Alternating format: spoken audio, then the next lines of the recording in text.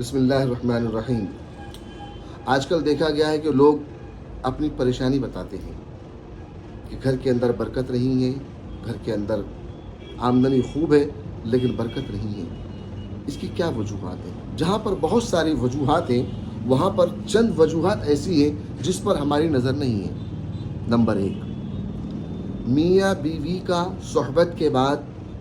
بغیر کسی عذر کے دن ڈھلنے تک، دن نکلنے کے بعد ناپاک رہنا۔ جب آپ صحبت کریں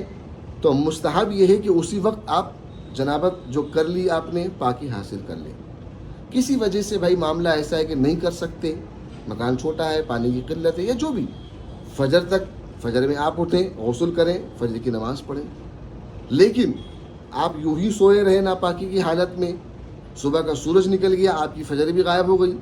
اور پھر اس کے بعد میں آپ اٹھ گئے، اٹھنے کے بعد میں آپ نے پیپر پڑھا، اس کے بعد میں آپ نے کچھ نیوز دیکھا، پھر اہلیہ وہی ناپاکی کی حالت میں کچن میں جا رہی ہے، چائے بنا رہی ہے، آپ کو چائے لا کر دے رہی ہے، وہی ناپاکی کی حالت میں اس نے اپنے گھر کا چولہا جلایا جو کہ بسم اللہ کہہ کر چلانا چاہیے تھا، اور ناپاکی کی حالت میں اس نے چلایا، اور ناپاکی کی حالت میں اپنا کھانا پانی شروع کر دیا، اور بیکار کے کاموں میں آپ لگے ہوئے ہیں، موبائل کے اندر مصروف ہیں، ٹی وی کے پروگرام میں مصروف ہیں، یا نیوز دیکھنے میں مصروف ہیں، یا نیوز پڑھنے میں مصروف ہیں، تو نتیجہ کیا ہوا کہ یہ جو صبح کا آغاز قرآن کی تلاوت سے ہونا چاہیے تھا، پاکی صافی کے ساتھ میں ہونا چاہیے تھا، آپ نے اس منحوس عمل، اور یہ آپ جو اتنی دیر تک رہ رہے ناپاکی کی حالت میں، یاد رکھیں کہ بغیر کسی عذر کے جتنی دیر تک آپ ناپاک رہیں گے اتنی دیر تک آپ نحوستوں کو دعوت دیتے رہیں گے اور برکتوں کو اپنے سے دور کرتے رہیں گے۔ اسی لیے اس معاملے میں مسنون یہی ہے، مستحب یہی ہے کہ جیسے ہی میاں بیوی فارغ ہو اسی وقت غسل کر لیں۔ ایک تو یہ ہو گیا۔ دوسرا، گھر کے اندر بے نمازی کا ہونا، اس کی وجہ سے بھی گھر کے اندر خیر و برکت کا سلسلہ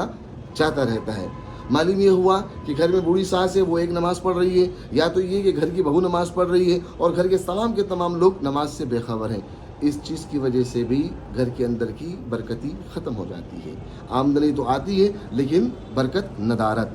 اس کے علاوہ دیکھا گیا ہے کہ لوگ کہتے ہیں کہ راشن جلدی ختم ہو جاتا ہے۔ اب کیوں ختم ہوتا ہے؟ اس کی وجہ یہ ہے، دیکھا گیا ہے کہ عورت جب کھانا بنا رہی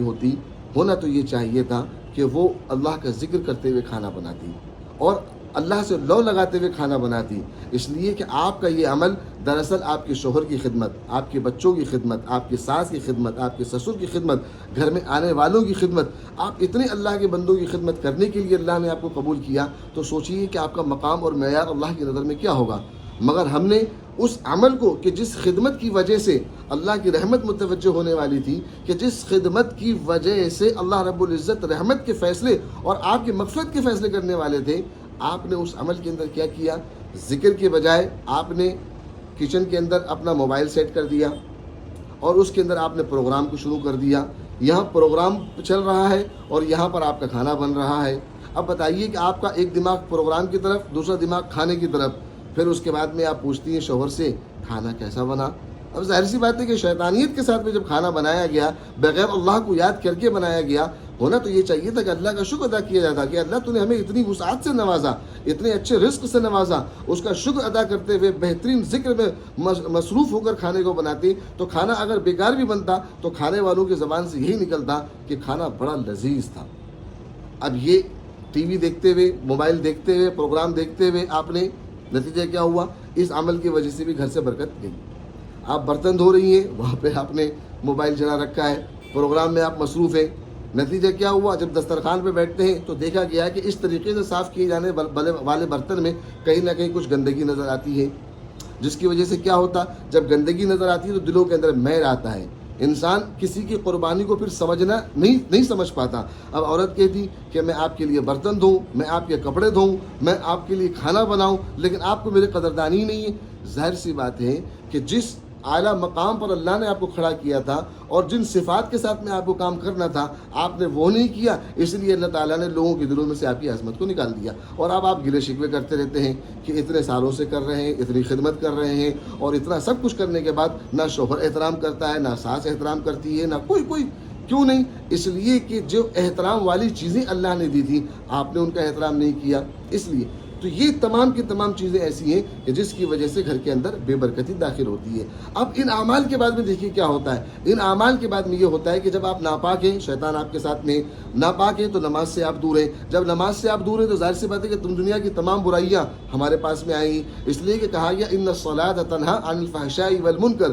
کہ نماز تمام برائیوں سے روکتی ہے۔ آپ نے ناپاکی کی حالت میں نماز کو چھوڑ دیا، جب نماز نہیں پڑھی تو دوسرا مفہوم یہ نکلا کہ نماز نہ پڑھنے کی وجہ سے برائیاں تمام کی تمام آ گئی، پھر ہم غیبت بھی کریں گے، پھر ہم چغلخوری بھی کریں گے، پھر ہم جھوٹ بھی بولیں گے، پھر نتیجہ یہ ہوگا کہ جیسے جیسے پھر ظہر کا وقت آئے گا اللہ ظہر سے محروم کریں گے، عصر کا وقت آئے گا عصر سے محروم کریں گے، مغرب کا وقت آئے گا اللہ آپ کو مغرب سے محروم کریں گے، پھر اسی حالت میں عشاء ہو جاتی ہے، پھر وہی محروم کی حالت میں بستر پہ چلے جانا، پھر اس کے بعد میں وہی